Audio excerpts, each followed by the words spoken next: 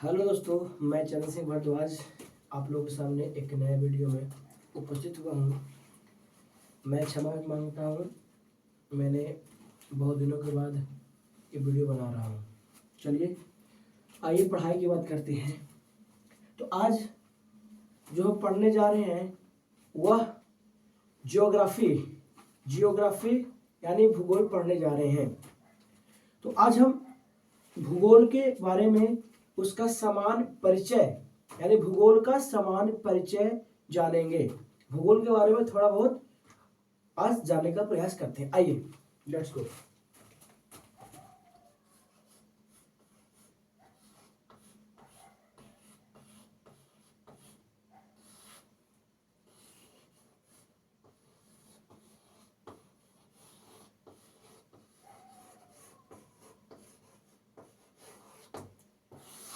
जैसे कि आप बोर्ड पे सामने देख रहे होंगे, आज का टॉपिक भूगोल और भूगोल का समान परिचय।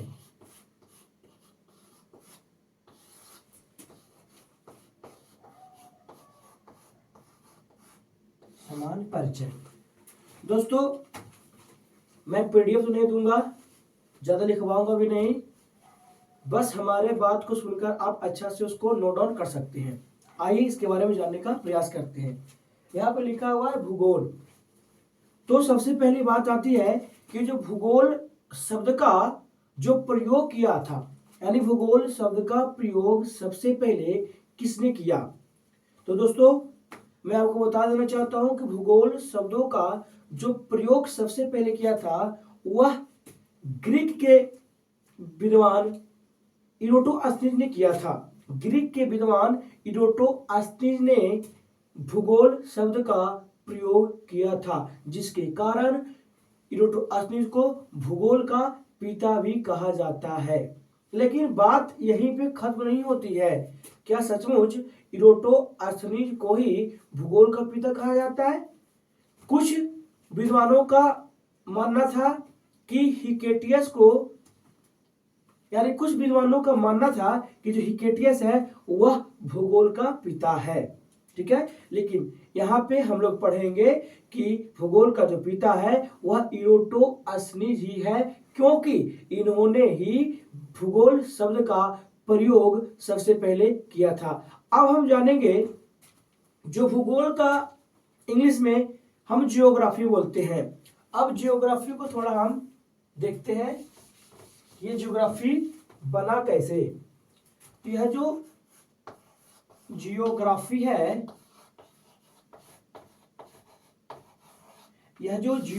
है, यह ग्रीक के दो शब्दों से मिलकर बना हुआ है। ये जो आपके सामने ज्योग्राफी दिया हुआ है, जो बोर्ड के सामने नजर आ रहा है, यह ज्योग्राफी दो शब्दों से मिलकर बना है। अब हम जानते हैं कि यह दो शब्द कौन है जिससे मिलकर जियोग्राफी बना है। तो पहला शब्द जियो और दूसरा शब्द ग्राफो।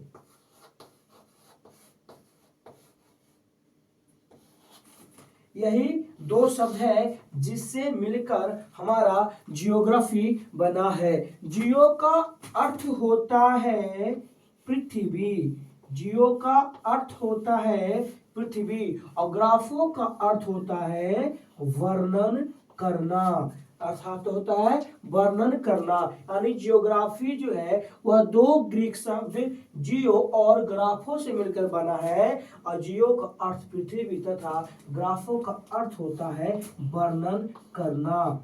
अर्थात हम ये भी कह सकते हैं कि हम जियोग्राफी में पृथ्वी का वर्णन करते हैं। ठीक है, अब जिस तरह से हमने जियोग्राफी को देखा, ज्योग्राफी को दो भागों में बांटा। ज्योग्राफी दो शब्दों से मिलकर बना होता है, पहला जियो, दूसरा ग्राफो। अब थोड़ा आते हैं कि जिस तरह से हम जियोग्राफी पढ़ रहे हैं, भूगोल पढ़ रहे हैं, तो भूगोल का परिभाषा का जानकारी होना हमें अति आवश्यक है। आइए जानते हैं कि भूगोल किसे कहते हैं। आप लोग लिख भी सकते हैं। आइए जानते हैं, क्या जानते हैं, भूगोल किसे कहते हैं। तो एक वैज्ञानिक था अस्ट्रेबो नामक एक वैज्ञानिक थे, जिनके अनुसार यानी भूगोल को जो हम परिभाषित कर रहे हैं, यह किनके अनुसार परिभाषित कर रहे हैं? स्ट्रेबो नामक एक विद्वान थे, उनके अनुसार पृथ्वी पर उपस्थित आकाशीय पिंड, जलप्रपात, सागर, झरना, झील एवं मानवीय द्वारा यानी मानवों द्वारा किए गए क्रियाकलाप को हम जिस विषय में पढ़ते हैं उसे ही भूगोल कहते हैं। ठीक है, अब यहां से एक प्रश्न उठेगी कि यह जो परिभाषा दिया गया किसके द्वारा दिया गया, कौन सा परिभाषा दिया गया? यानी पृथ्वी पर उपस्थित आकाशीय पिंड, सागर, जलप्रपात, झील, झरना या मानवों द्वारा किया गया क्रियाकलाप हम जिस विषय में पढ़ते हैं उसे भूगोल कहते हैं। तो यह जो परिभाषा दिया गया स्ट्रेबो नामक विद्वान के द्वारा दिया गया। अब इसके आगे हम बढ़ने का प्रयास करते हैं। जैसे कि आपने देखा भूगोल, अब हम भूगोल में पृथ्वी का वर्णन कर रहे हैं, तो अब हम आते हैं पृथ्वी पर। तो पृथ्वी, ये मान लो कि हमारा पृथ्वी है, ये हमारा पृथ्वी है। तो पृथ्वी पर मुख्य रूप से दो भाग हैं, पहला एक जल का क्षेत्र और दूसरा भूमि का क्षेत्र। यानी पृथ्वी पे दो भाग हैं, यानी दो क्षेत्र हैं, एक क्षेत्र जल का और दूसरा क्षेत्र भूमि का। अब हम ये जान चुके हैं, एक क्षेत्र जल का है और दूसरा क्षेत्र भूमि का। तो इसमें कौन से यह क्षेत्र है जिसका क्षेत्रफल ज्यादा हो? यानी कहने का मतलब जल और भूमि तो बांटती है, लेकिन किसका क्षेत्रफल ज्यादा है, यानी कि कौन जो है किसका एरिया ज्यादा है? तो 71%, यानी यह जो पृथ्वी है हमारा, इसका 71% हमारा जल है, 71% हमारा जल है और बचा कितना? 29% हमारा भूमि है। यानी 71% पर जल है और 29% पर भूमि है। तो 71% पर जल और 29% पर भूमि। ये जल वाले क्षेत्र को हम महासागर कहेंगे और यह भूमि वाला क्षेत्र को महाद्वीप कहेंगे। यानी जल वाले क्षेत्र को महासागर कहेंगे और भूमि वाले क्षेत्र को महाद्वीप कहेंगे। अब हम जानते हैं, जैसे कि हमने यहाँ पे दो शब्दों का वर्णन किया, पहला महासागर, दूसरा महाद्वीप। तो ये महासागर क्या होते हैं और महाद्वीप क्या होते हैं? अब हम पढ़ते हैं कि महासागर किसे कहते हैं। आप नोट कर सकते हैं, तो वीडियो को पॉज करके इसे नोट्स कर सकते हैं।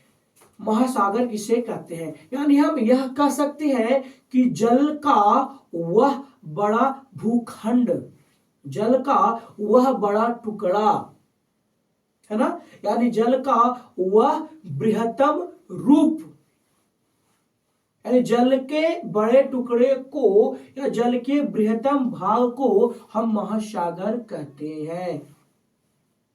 अगर आप लिखना चाहते हैं कि महासागर किसे कहते हैं, तो वह पृथ्वी का वह बड़ा टुकड़ा जहां सिर्फ जल ही जल हो उसे महासागर कहेंगे। यानी यह वाला टुकड़ा हमारा जल ही जल है, तो यह हमारा टुकड़ा महासागर कहलाएगा। उसी तरह ये भूमि है, तो इसको महाद्वीप कहते हैं, क्योंकि पृथ्वी का वह बड़ा टुकड़ा जहां सिर्फ भूमि ही भूमि है उसे हम महाद्वीप कहते हैं, उसे हम महाद्वीप कहते हैं, महाद्वीप कहते हैं। अब दोस्तों, महाद्वीप को एक और नाम है, यानी महाद्वीप को हम महादेश के नाम से भी जानते हैं। महाद्वीप को हम महादेश के नाम से भी जानते हैं। अब आइए, जैसे कि हमने दो चीज पढ़ा, दो शब्द का प्रयोग किया, महासागर, महाद्वीप। अब हम जानते हैं महाद्वीप, और महाद्वीप को महादेश के नाम से भी हम जानते हैं। तो आप पढ़ते हैं महादेश, महादेश। महादेश का परिभाषा हमने पढ़ चुका है। अब जानते हैं कि ये पूरे विश्व में महादेश की संख्या कितनी है? तो महादेशों की संख्या 7 है। कभी कभी महादेशों की संख्या ना पूछकर आपसे यह पूछ दिया जाता है कि बताइए पूरे विश्व में महाद्वीपों की संख्या कितनी है। आपको टेंशन लेने वाली कोई बात नहीं है, क्योंकि मैं आपको बता चुका हूं कि महादेश को ही महाद्वीप कहा जाता है। तो आपका आंसर 7 होता है। हमने जान लिया कि महादेशों की संख्या 7 होती है। कौन कौन 7 होती है? ये 7 नाम है कौन कौन? पहला नाम आपका जो है एशिया है, दूसरा नाम उत्तरी अमेरिका, तीसरा नाम दक्षिणी अमेरिका, चौथा अफ्रीका, पांचवा ऑस्ट्रेलिया, छठा यूरोप और सातवां अंटार्कटिका। ये 7 महादेश के नाम थे। मैं फिर से एक बार बोल देना चाहता हूं। पहला एशिया महादेश, दूसरा दक्षिणी अमेरिका, तीसरा उत्तरी America, Africa, Australia, Europe, Antarctica. लेकिन इसमें अब से अगर प्रश्न आ जाए कि इसमें सबसे बड़ी महादेश कौन सा है, इसमें सबसे बड़ी जो महादेश है वह एशिया महादेश है। इसमें सबसे बड़ी यानी 7 महादेश में सबसे बड़ी महादेश, सबसे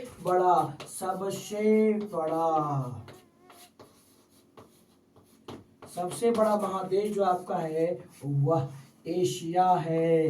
हमारा अपना एशिया यानी हम अपने से क्यों कर रहे हैं? क्योंकि हमारा भारत देश एशिया महादेश में स्थित है। यहां से एक प्रश्न और बन गया कि हमारा देश भारत किस महादेश में है? तो वह एशिया महादेश में स्थित है।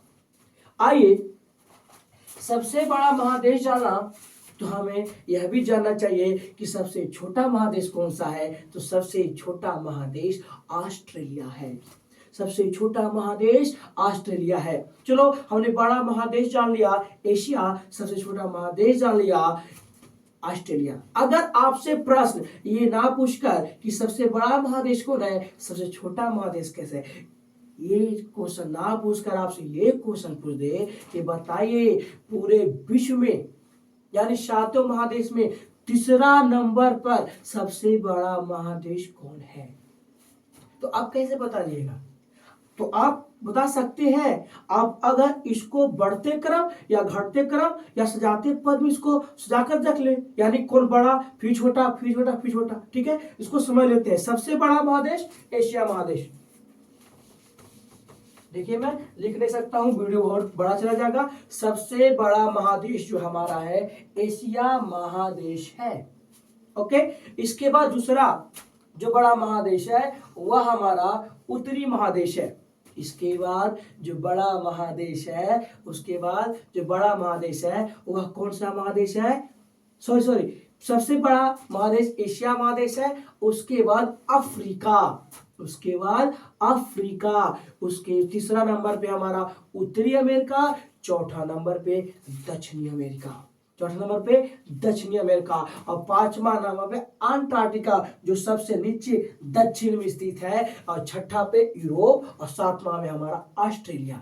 फिर से बता देना चाहता हूं, पहला नंबर पे जो सबसे बड़ा महादेश है एशिया है, दूसरा नंबर पे अफ्रीका है, दूसरा नंबर पे अफ्रीका महादेश है, और तीसरा नंबर पे जो हमारा सबसे बड़ा महादेश है वह उत्तरी अमेरिका है, और चौथे नंबर पे दक्षिणी अमेरिका है, पांचवा नंबर पे सबसे नीचे अंटार्कटिका देख लीजिए आपका है, और छठा पे यूरोप और सातवां आपका ऑस्ट्रेलिया है। तो क्या आप नहीं बता सकते हो कि पहला नंबर बड़ा कौन है, दूसरा में बड़ा कौन है, तीसरा बड़ा कौन है? अब आपको किसी तरह से भी प्रश्न घुमाकर पूछे आप उसका आंसर दे सकते हैं। चलिए काफी टाइम हो गया है, वीडियो बड़ा बन चुका है। अब इसके आगे कल महासागर का पोस्टमार्टम करने फिर से आएंगे। जय हिंद, जय भारत।